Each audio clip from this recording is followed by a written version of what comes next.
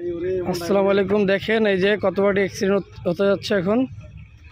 এই যে দেখেন দুইটি স্পিডবোট কোচের জন্য নদীর মাঝখানে আটকা পড়েছে। সেখানে একটি বল গেট পাস হতে পারছে না। দেখেন একটুর জন্য বড় একটি দুর্ঘটনা থেকে বেঁচে গেল।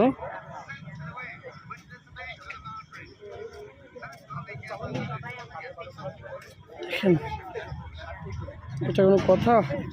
একটা বড় দুর্ঘটনা থেকে বড় বড় দুটি ইয়ট কচুর ভিতর আটকা পড়েছে। সেখানে একটা বল গেট পাস হচ্ছিল, যদিও রাত হয়ে গেছে কিন্তু বোঝা যাচ্ছে না ঠিক মতো।